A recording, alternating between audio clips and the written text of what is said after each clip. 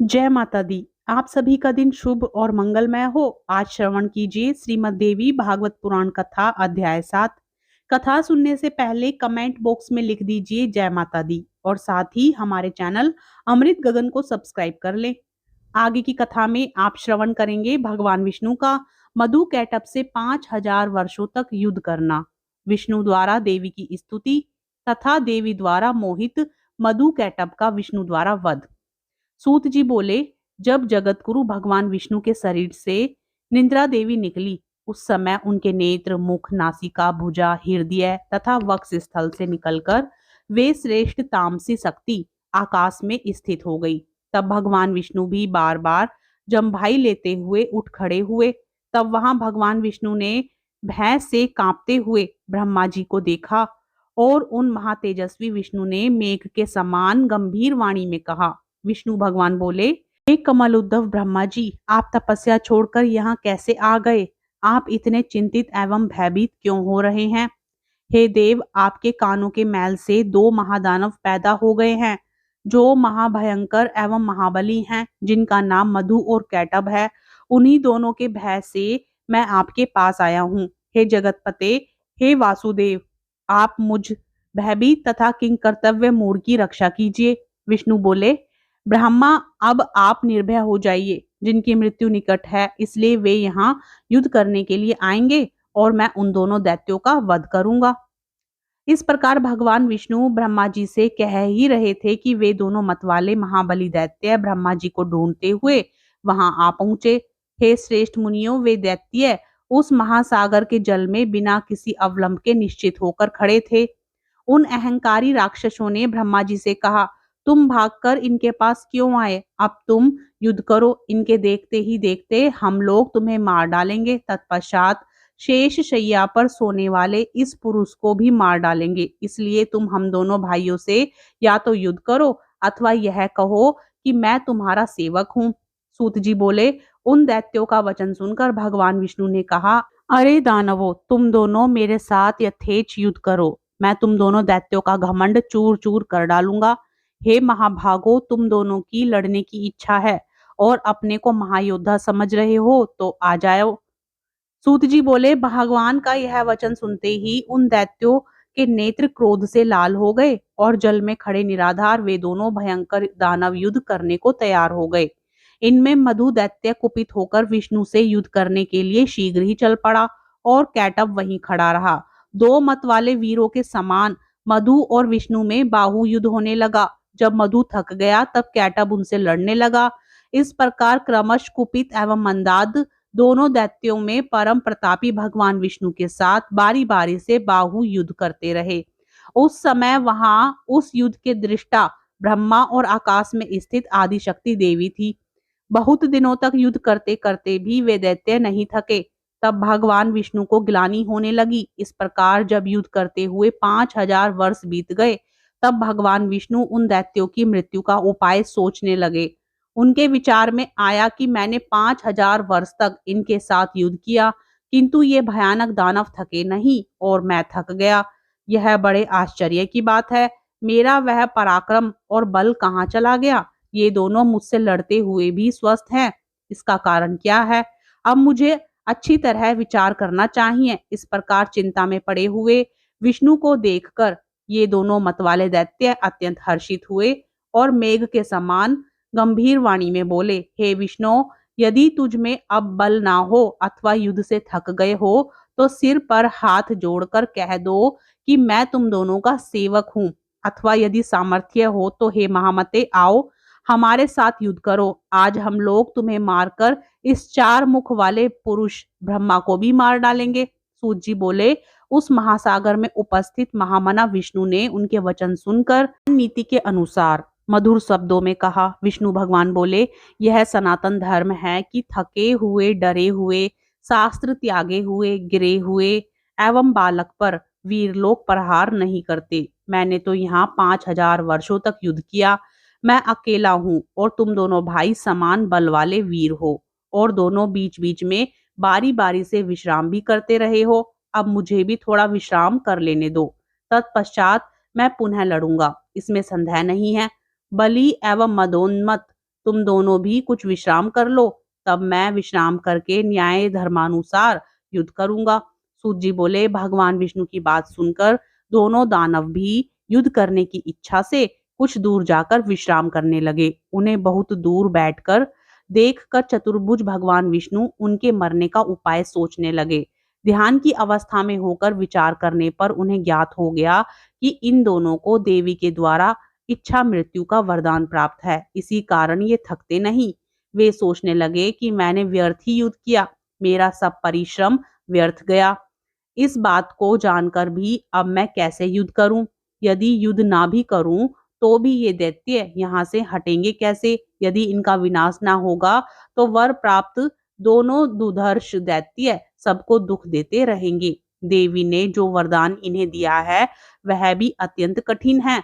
अत्यंत दुखी रोगी दीनहीन प्राणी भी स्वेच्छा कभी मरना नहीं चाहता, तब भला वे दोनों मदोन्मत्त दैत्य क्यों मरना चाहेंगे? अतएव अब मैं सब चिंता छोड़कर उन आदिशक्ति भगवती विद्या देवी की शरण में जाऊं, जो सबकी मनोकामनाएं सिद्ध करने वाली हैं, क्योंकि बिना उनके प्रसन्न हुए कोई कामनाएं पूर्ण नहीं होती। ऐसा मन में विचार करते ही भगवान विष्णु ने आकाश में स्थित परम सुंदर स्वरूप वाली योग निद्रा भगवती शिवा को देखा। उन्हें देखते ही योगेश्वर अनंत भगवान विष्णु उन दोनों दैत्यों के विनाश के लिए हाथ जोड़कर वर प्रदायिनी भगवती भुवनेश्वरी की स्तुति करने लगे।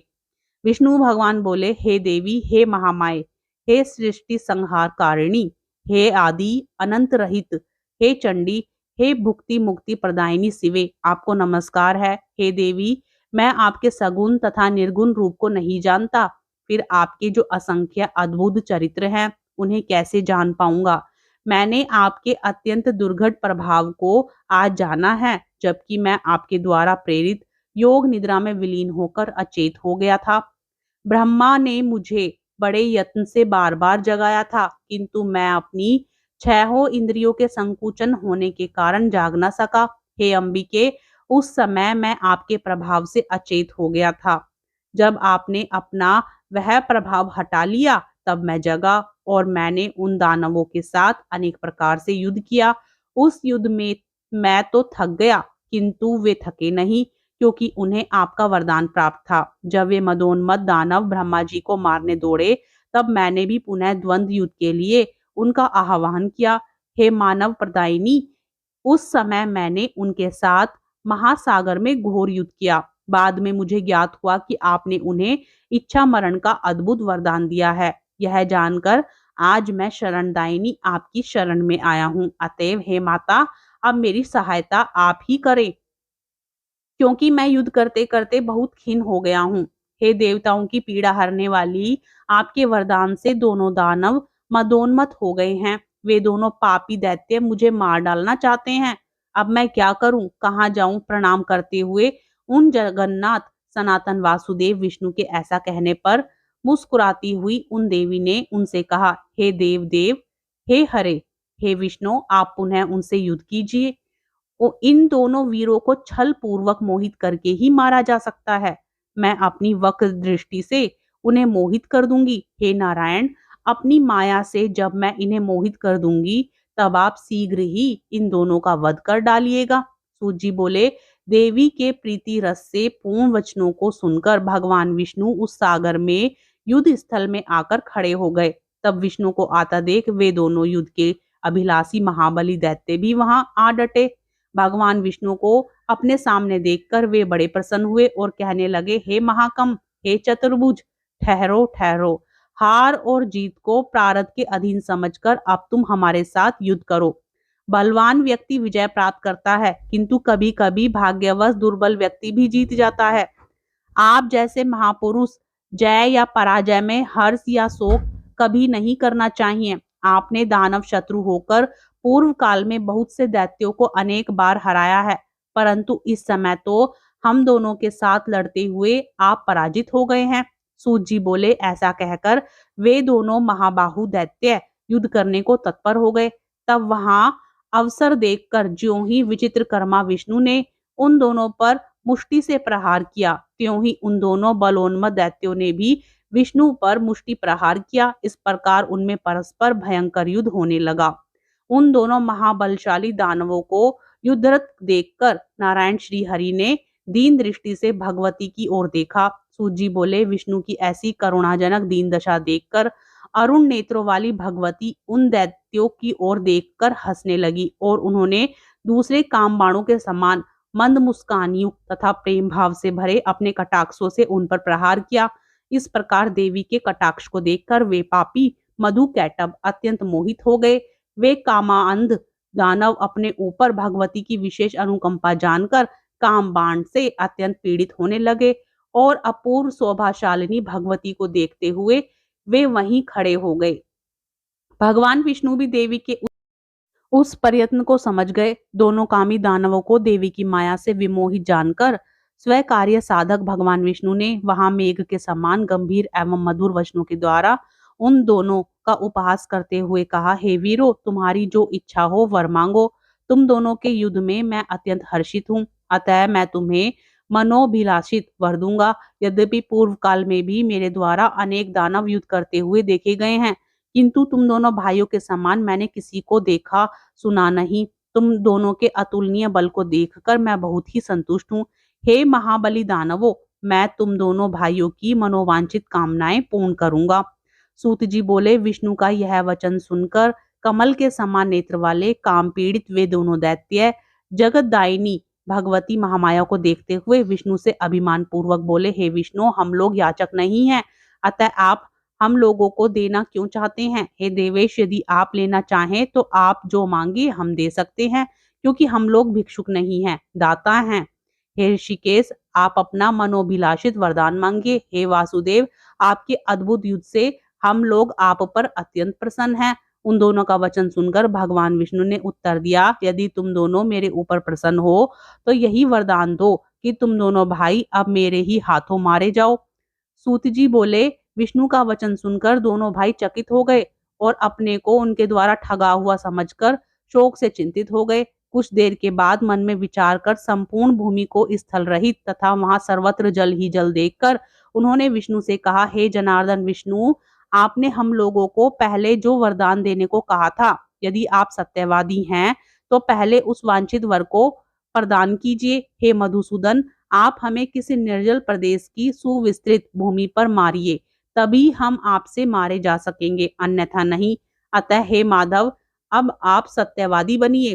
तब भगवान विष्णु ने अपने सुदर्शन चक्र स्मरण करके उन दानवों से हंसते हुए कहा, हे महाभागो, तुम्हारे कथानुसार निर्जल तथा सुविस्तृत भूमि पर ही मैं आज तुम दोनों दानवों को मारूंगा।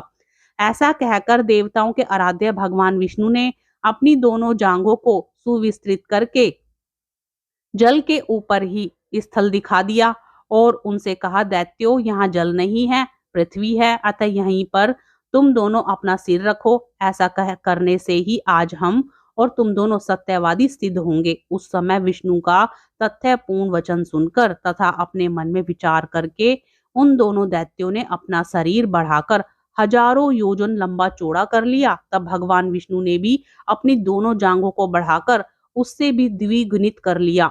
यह देखकर वे दोनों दैत्य बड़े विस्मय में पड़ गए, परंतु अपनी बात सत्य प्रमाणित करने के लिए उन्होंने अपने अपने मस्तक उस अत्यंत अद्भुत जंघे पर रख दिए। उसी समय प्रतापी भगवान विष्णु ने अपने सुदर्शन चक्र से जंघे पर स्थित उनके विशाल सिरों को वेग पूर्वक धड़ से अलग कर दिया। जब दोनों दैत्य मधु और कैटब मर गए, तब उन्हीं की मेद से संपूर्ण सागर पट गया। हे मुनीश्वरों, तभी से पृथ्वी का नाम मेदिनी पड़ गया और इसलिए मृतिका भी अभक्ष्य मानी जाने लगी। आप लोगों ने जो प्रश्न किया था उसका ठीक ठीक उत्तर मैंने दिया। बुद्धिमान मनुष्यों को चाहिए कि वे महामाया महाविद्या की सर्वदा उपासना करते रहें, क्योंकि वे पराशक्ति ही समस्त देव दानवों द्वारा आराध्य है। उनसे बढ़कर कोई दूसरा देवता लोक में नहीं है। यह बात सर्वदा सत्य है एवं वेदों तथा शास्त्रों का निष्कर्ष है कि सगुण अथवा निर्गुण रूप में सर्वदा उस पराशक्ति का ही पूजन करते रहना चाहिए। आज की कथा यहीं समाप्त होती है। आगे की कथा का वृतांत अगले अध्याय में श्रवण करेंगे।